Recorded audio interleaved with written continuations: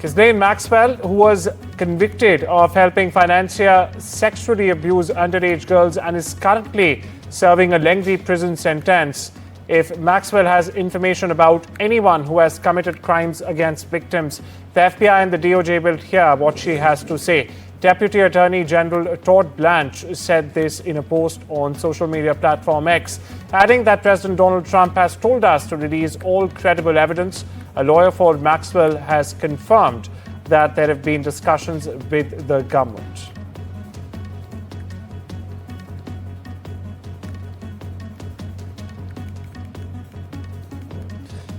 And it's another day and another Donald Trump claim. The US president has now claimed yet again, that he in fact was responsible for calling a stop to the India-Pakistan conflict. Now Trump's comment in fact, they come only hours after the Indian envoy clearly stated that it was Pakistan and only Pakistan at whose request did India agree to the ceasefire.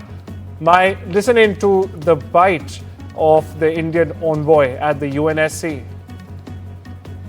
Recently, consequent to the gruesome terrorist attack in Pahalgam, Jammu and Kashmir, on 22nd April 2025, that led to the killing of 26 innocent tourists, and based on the Council statement of 25th April, where members of the Security Council underlined the need to hold perpetrators, organizers, financiers, and sponsors of this reprehensible act of terrorism accountable and bring them to justice, India launched Operation Sindoor, targeting terrorist camps in Pakistan and Pakistan-occupied Jammu and Kashmir, which was focused, measured, and non-escalatory in nature. On achieving its primary objectives, a cessation of military activities was directly concluded at the request of Pakistan. Mr. President, I am constrained also to respond to the remarks made by the representative of Pakistan. The Indian subcontinent offers a stark contrast in terms of progress, prosperity, and development models. On the one hand, there is India, which is a mature democracy, a surging economy, and a pluralistic and inclusive society. At the other extreme is Pakistan, steeped in fanaticism and terrorism, and a serial borrower from the IMF.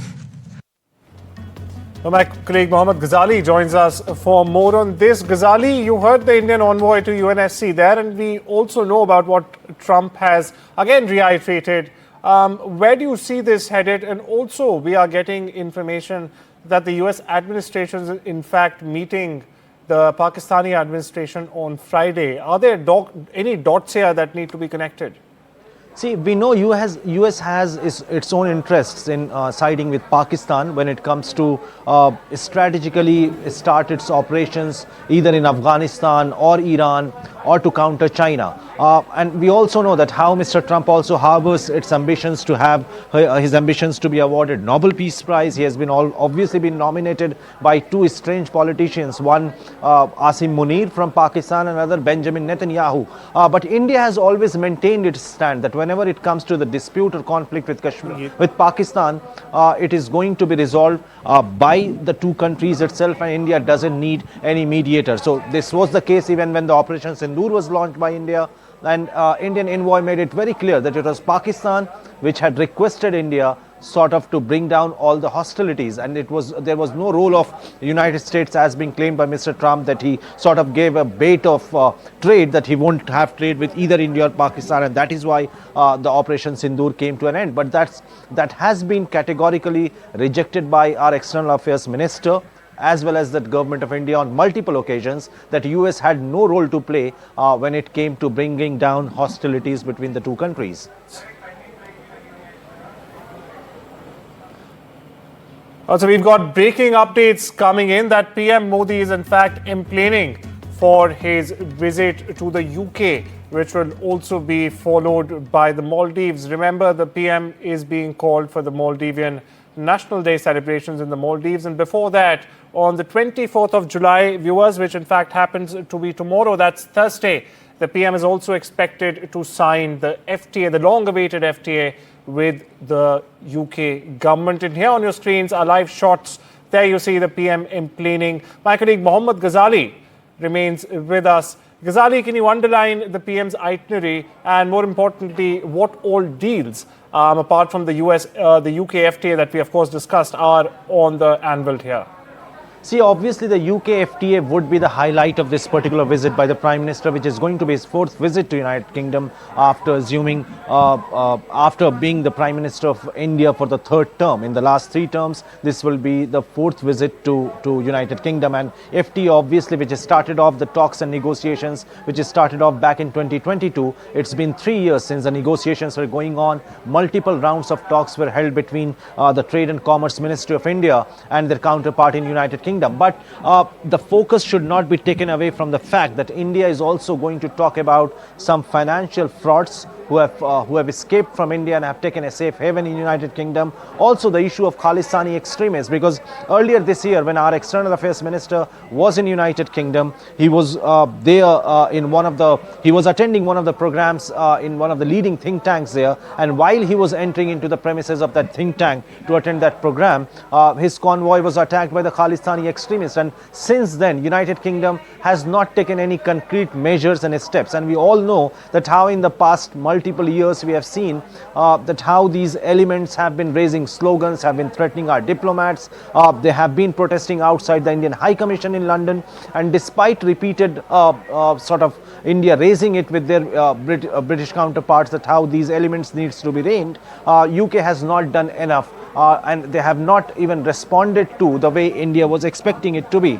And the last incident was something which has certainly raised a lot of eyebrows from the Indian diplomats here, that how could a visiting foreign minister on an official visit in UK could be attacked, or his security was sort of compromised the way these extremists had attacked his convoy, his car over there. So these two issues, besides the trade deal, besides showing that how India and UK will collaborate and coordinate in different sectors, be it clean energy, tech sector, our students studying in UK, a lot of UK universities are opening their campuses in India. These side-by-side trade talks will continue, but the focus Absolutely will also right. be on checking these elements as well. Absolutely right. Thanks for unpacking the visit for us, Ghazali. Of course, a lot to look forward there. Now, shifting gears, but staying with India. Now, viewers, the strength of the Indian passport dropped 5 spots last year. But this year, it has made the largest jump by climbing 8 places. That's correct. It has climbed from the 85th place to the 77th place now. This is according to the Henley Passport Index 2025. That, in fact, was unveiled on the 22nd of July. That's Tuesday. Now, the report ranks all the world's passports based on the number of destinations their holders can enter without a prior visa. Now, currently, India has visa-free or visa-on-arrival access to 59 destinations across the world. Malaysia, Indonesia, the Maldives and Thailand are some countries that offer visa-free access to Indian passport holders. Meanwhile, countries like Sri Lanka, Macau, Myanmar, etc. also offer visa-on-arrival services. Now, the latest insights from the Henley Passport Index reveal a significant transformation in mobility across the globe, also within the Asian countries taking the lead. My colleague Vishal Vivek explains. This is India's biggest leap as far as the index of the rankings of the global passports are concerned. So India has climbed 8 spots on the global index published by Henley, as you mentioned earlier. Earlier, India was ranked 85th, and now it's moved to the 77th spot. This comes after, a few months ago, India had dropped in the ranking. So this is a welcome news. And this means visa-free entry to 59 countries. So Indians will be able to fly out to as many as 59 countries without the requirement of any visas. And this also means visa on arrival to countries such as Sri Lanka, Macau, and 57 other countries. Both Sri Lanka and Macau are some of the most important tourist destinations in Asia. So that's a shot in the arm for both tourism in those countries and also Indians who want to travel to those countries. So these rankings also showcase that Asia has dominated the global mobility rankings, and also at the same time showed that US and UK powerhouses in their own right, they have dropped in the rankings. So what does this actually mean, these rankings? The first one is that travel freedom. The higher you are in the rankings, the easier is for Indians to, go to as many countries. The number of countries you can explore, significantly increases. The second one is global mobility. It shows that stronger passport means fewer visa hassles for work, study, or tourism. Then there is national soft power. This is about diplomacy, how India has, portrayed itself on the international arena through soft power. That is also, signified through these rankings. And lastly, economic opportunity. So ease of doing business, international jobs and investments. These are some of the things that Indians can really benefit as far as these rankings are concerned. And the higher the rankings, the more beneficial it will be for Indians. Shifting focus to the Middle East, viewers, where Israel's state-owned Khan TV News reported on Tuesday that progress has in fact been made in indirect negotiations between Israel and Hamas over a Gaza ceasefire agreement. Now, this also includes the release of hostages and prisoners as well. According to this report, the talks focus on a key dispute regarding the presence of Israeli forces in the Gaza Strip during the proposed 60-day ceasefire. Over in Washington, President Donald Trump's special envoy, Steve Witkoff, is headed to the Middle East as the U.S. tries once again to reach a ceasefire deal between Israel and Hamas. Now, a breakthrough that has eluded the administration for months as conditions only have worsened in Gaza. Now, Tammy Bruce, the State Department spokesperson, told reporters on Tuesday that Witkoff was going to the region with a strong hope that the U.S. can in fact deliver a ceasefire deal as well as find a new humanitarian corridor for aid distribution. Here's what he said. What the Secretary indicated was, again, an aid corridor that needs to be set up, that both sides have agreed to, that the humanitarian situation, of course, has been a main focus of what our concern has been, obviously. And so I'm hoping, as I've mentioned to some of you earlier in the day in our conversation, that each day has the potential to have this be better. Staying with the Middle East now, viewers, Syria is reeling from a new round of sectarian violence in the south, which again, in fact, has threatened to upend the country's very fragile recovery from nearly 14 years of dragging civil war. Footage obtained by AP shows dozens of bodies still lying on the ground at the Sweda National Hospital following days of deadly clashes between the Druze and the Bedouins, and later with Syrian security forces in the city as well. The head of the Syrian Arab Red Crescent, Mohammad Hazim Bakleh, told AP on Tuesday that the situation in the city of Sweda is grim. It still remains grim, particularly in the main hospital, where some 300 bodies have piled up during the clashes. The city had, in fact, been almost entirely cut off from supplies during the almost 2 weeks long fighting. Shifting focus to the other war, where Russia said on Tuesday its forces took control of another settlement in Ukraine's Donetsk region, while Ukraine on the same day reported 176 clashes along the front line. Russia's Ministry of Defense said in its latest briefing that its forces had seized a residential area in Donetsk region over the past 24 hours and destroyed 10 Ukrainian electronic warfare stations and 13 ammunition depots. Meanwhile, on the same day, the General Staff of the Ukrainian Armed Forces said in its battlefield updates that 176 clashes had in fact occurred along the front lines in the past 24 hours. Also, Ukrainian forces targeted concentrations of Russian personnel, weapons, military equipment, and missile artillery units, and they continued to engage Russian troops in the northern Kursk direction, the Ukrainian side has said in a statement. Staying with the Russia-Ukraine conflict, where the new round of peace talks between Russia and Ukraine, due to take place in Istanbul on Wednesday, are just a performance for one spectator for Trump, according to Ukrainian analysts. Now, Zelensky has meanwhile announced that the Secretary of the National Security and Defense Council, Rustem Umerov, will lead the Ukrainian delegation at the talks. They will be focused on prisoner exchanges, deported children, and possibly a ceasefire. Meanwhile, Ukrainian experts opine that the focus of the talks to fall on more prisoner exchanges as priority for Ukraine.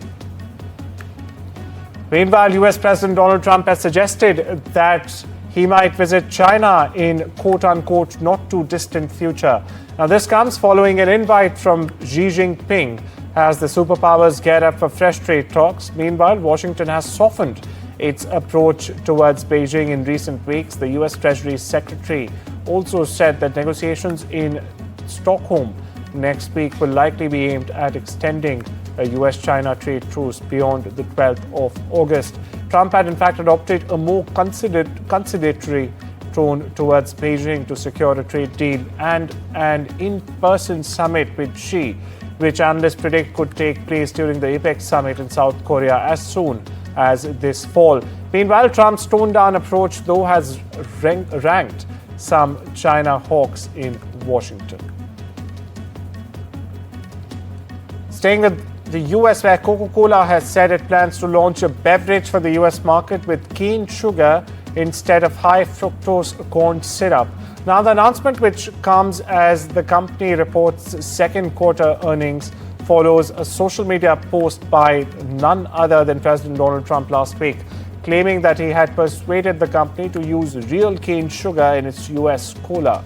Now, the company, or Coke, said the new product will use cane sugar produced in the US and will expand its product range as well.